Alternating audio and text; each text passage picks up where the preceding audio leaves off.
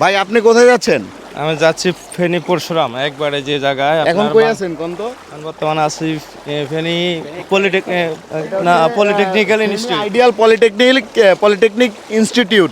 আচ্ছা এখন বলবেন আপনি মানে আপনি একটা কথা বলছেন যে আপনাদের এলাকা থেকেই ফার্স্ট এই বন্যার পানিটা শুরু হয়েছে। জি জি, আপনার এলাকা কোন জায়গা? আমাদের এলাকা হলো পরশুরাম, আপনার এই যে অলকা যেটা বলে আর কি, অলকার ওই জায়গায় পূর্ব এসে দেখুন ওই জায়গা রাস্তার পশ্চিম পাশে হলো কুন্ডের পর জঙ্গলখোনা, আর এই যে সাইডে বাঙ্গন মাংস হলো অলকা, পশ্চিম অলকা যেটা বলে কালীবাজার, অনন্তপুর এই সাইডে এদিকে। জি, তো একটু বলবেন এই যে আপনাদের এদিকে তাহলে হচ্ছে সর্বপ্রথমে পানি বেশি বাড়ে নাকি? তো এটা কয়দিন আগে? এটা মঙ্গলবারের ঘটনা। কোনো বাঁধ ভাঙার কারণে নাকি?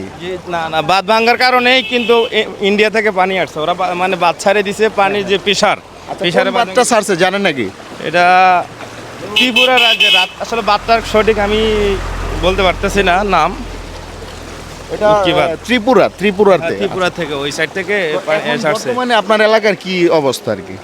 ওরা বাইসা আছে না আজকে 4-5 দিন ধরে কি অবস্থা আছে আমরা কিছু জানি না। এই যে ত্রাণ সামগ্রী যাইতেছে, মানুষ উদ্ধার কাজে যাইতেছে, কিন্তু আমাদের ওই এলাকাটা যাইতে পারতেছে না। বিশেষ করে আমাকেও কুন্ডের কোনো বিষয় দেখলাম যে যারা মূলত হচ্ছে যে ত্রাণ সামগ্রী দিতেছে, এটা যদি অনেক ভালো একটা কাজ করতেছে, বাট বিষয়টা হচ্ছে ত্রাণগুলো সবাই কিন্তু আশেপাশের মানুষগুলোকে দিতেছে। এই মানুষগুলো কিন্তু হচ্ছে নিজেরাও কিন্তু খাবার সংগ্রহ করে কিন্তু খাইতে পারবে, কারণ তাদের রাস্তাঘাট কিন্তু মোটামুটি কাছাকাছি, ঠিক না? আছে হ্যাঁ হ্যাঁ। কিন্তু যারা হচ্ছে গিয়ে মূলত হচ্ছে ভিতরে আছে তারা কিন্তু খাবারও পাচ্ছে না। ওরা বিশেষ করে এখন বর্তমানে কিছু কিছু মানুষ যদি কিছু কিছু স্কুলে অথবা কোনো জায়গায় করতেছে কি অবস্থান করছে, কিন্তু ওরা এখন বর্তমানে না খায় আছে। ওরা খুব মানে অথবা খাওয়ানোর জন্য এমনও হতে পারে, তাছাড়া আর নাই। এখানে বিষয়টা হচ্ছে কি আমি বলি আপনাদের যে বর্তমানে আসলে যারা মূলত ত্রাণ সামগ্রী দিতেছে এটা খুব ভালো একটা মহৎ কাজ, বাট বিষয়টা হচ্ছে এই ভিতরের জায়গাগুলোতে কিন্তু আসলে ত্রাণগুলো ঠিক মতো তারা পাচ্ছে না।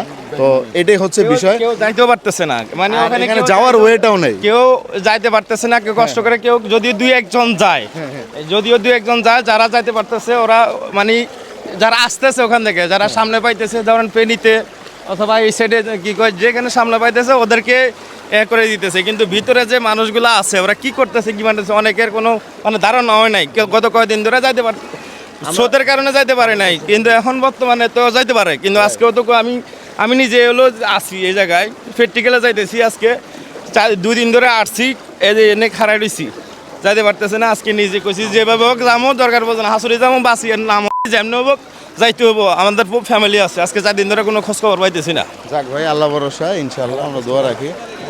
তো এ হচ্ছে বিষয়। তো দর্শক দেখতে পারতেছেন এখানকার বর্তমান পরিবেশ বা পরিস্থিতি। তো পানি যদিও একটু কম এখানে, বাট হচ্ছে মোটামুটি সবাই কিন্তু আসলে তৎপর, আর বিশেষ করে হচ্ছে সেনাবাহিনীরা কিন্তু আসলে অনেক বড় একটা ভূমিকা এখানে পালন করতেছে। বিশেষ করে হচ্ছে যারা ত্রাণ সামগ্রী নিয়ে আসতেছে তাদেরকে হেল্প করতেছে, ইভেন হচ্ছে তারা নিজেরাও হচ্ছে সেনাবাহিনী নিজেরা হচ্ছে ত্রাণ সামগ্রী বিতরণ করতেছে, আর হচ্ছে বিশেষ করে উদ্ধার কাজে তো তারা তৎপর আছেই। তো এই হচ্ছে বর্তমান পরিস্থিতি। ধন্যবাদ সবাইকে।